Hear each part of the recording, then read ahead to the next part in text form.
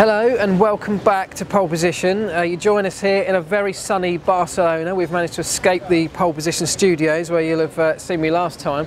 We're here of course for the Barcelona Grand Prix, the Spanish Grand Prix, round 5 of the championship, and I'm going to talk to you today about some of the things that happened yesterday in free practice 1 and free practice 2, and some of the technical things, some of the technical upgrades that teams have brought along to this race. It's a big race for upgrades. First time we've been back to the team's factories for quite some time with the cars, because of course we had first 4 rounds of flyaway races.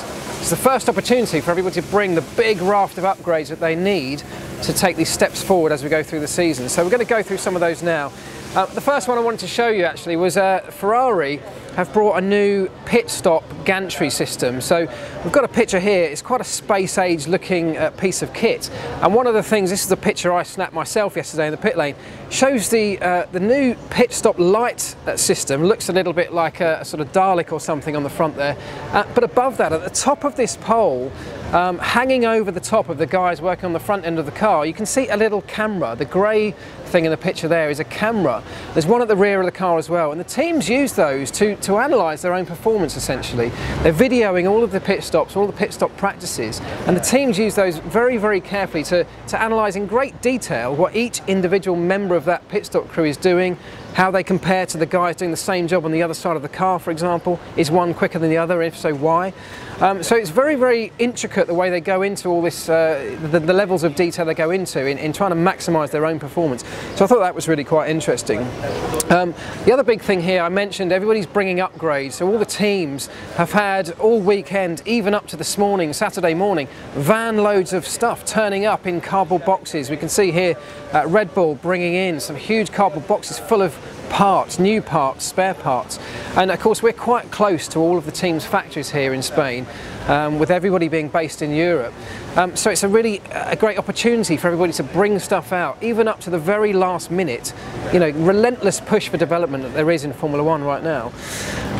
Now, Sebastian Vettel, yesterday we had the big talking point of the day, I guess, in Formula Free Practice 1, the first session of the day, was that Sebastian Vettel, he's been struggling this year compared to his teammate Daniel Ricciardo. The team opted, along with him, to change his chassis for this race. Now, you can see here in the picture, this is the picture of his new chassis. It's the main bulk of the car, the safety cell, which everything is then bolted to. It's a key part of the car, and they're looking for answers to why he's struggling and opted to change this chassis. Now, to change the chassis is a fairly monumental task. Everything's bolted to it. The wiring harnesses run right through the middle of it, real intricate installation, takes a lot of time to do. And of course, when you run this for the very first time, it's a bit of an unknown entity. Now, in free practice 1 yesterday, Sebastian went out and did 4 laps before he had an electrical failure, and it turns out that the wiring harness in that new chassis had been poorly installed essentially, and had rubbed through on something, causing a short circuit, lost all of his power and stopped on the circuit. Now, because that's such a big job to replace that wiring harness, they didn't have any time to do that in free practice 1. They even missed free practice 2, meaning that Sebastian Vettel, as we approach Saturday and free practice 3 and then qualifying, Sebastian Vettel did just 4 laps yesterday with this car full of upgrades that he really needed to get miles on the clock. So that was a bit of a setback for him. Of course, he broke down with this electrical failure, and you know what he's now got to do. The team will have spent last night looking at Daniel Ricciardo, his teammate's data. They'll have to transfer that over to Sebastian's car and take a bit of a punt on setup, really. So Sebastian's still with a bit of work to do. Moving forward, we in free practice 1 was all about everybody used the harder of the 2 tyres, the hard compound tyre yesterday morning. Free practice 1 all about really working out whether these new upgrades that almost every team had on the car were working or not. Now, we saw a lot of, you may have seen it before, FloVis. It's this fluorescent green or yellow paints that the teams paint onto the wings of the car, the side pods of the car, and it shows as the car goes out. It's painted on in a very wet form, and then dries over the course of that first lap out of the pits. So what it does is it shows the airflow over that wing, over the course of the car, the bodywork, and it gives aerodynamicists a really good feel for whether the airflow, whether the wings are working, whether the airflow is remaining attached to that wing like it should, or whether it's detaching and therefore not being efficient. So we saw an awful lot of that going on yesterday. And by the way, FloVis, as a former mechanic, I can tell you, it's an aerodynamicist's dream. It's a mechanic's nightmare because the stuff gets everywhere and it takes the rest of the season to clean it off. So it's horrible stuff, but it does do an important job. We saw some teams splitting their upgrades, and Ferrari in particular, we saw Fernando's car with the FloVis all over the front end of the car, the new front wing. Kimi had a new rear wing on his car and the FloVis was all over the back end of the car. So teams splitting their upgrades between drivers to try to work out, it's a bit of a back-to-back scenario to show whether the new upgrades actually work. It's all very well proving them in a wind tunnel at the factory, but they need to know if they really work on track. Williams too, we saw them putting all of their upgrades onto Felipe Massa's car yesterday. Valtteri Bottas didn't have any. And the reason they do that, it's not favouritism, it is just to get a back-to-back comparison of the old against the new. So they proved successful in the Williams case, so both cars will have that on for Saturday's running. Now, looking ahead to qualifying and then the race, it's all going to be about tyres. Tyres are there's a lot of demand on tyres here. We've got the hard and the medium compound tyres from Pirelli. It's going to be about looking after the rear tyres really around here. It's a demanding circuit, quite an abrasive surface. So that's going to be key. We're probably going to be looking at a 3-stop race for most people.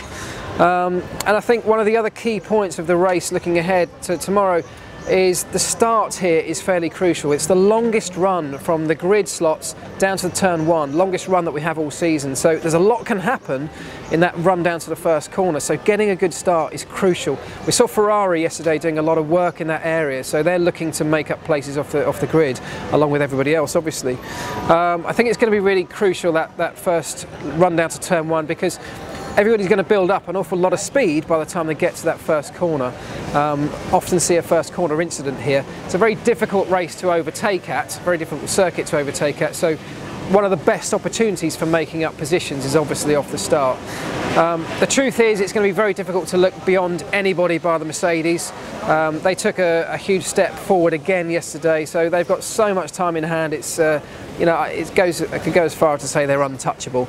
And I think crucially here, we saw Lewis with a significant advantage over his teammate Nico Rosberg yesterday. Lewis much happier in the car, and that really, you know, apart from anything else, will play a psychological role. Lewis has already got the upper hand, don't forget, over the past 4 races.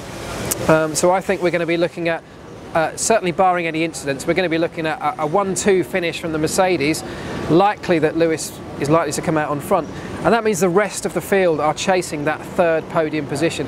Very, very tight behind those guys. The Red Bulls look good, Ferrari also look good, and behind that the middle of the pack very, very close. So really difficult one to call beyond those podium positions, but looking forward to hopefully a great race in some very high temperatures tomorrow. So keep an eye on the channel. Do subscribe please, and please comment below. You've had some great comments that I've seen from the last video, so please keep those coming. Thank you very much indeed for watching. Was measuring the airflow behind the front wheels, and what they're doing is measuring how that airflow comes off, and as we run it forward, we'll see there it comes out of this system of pipework and into what's called an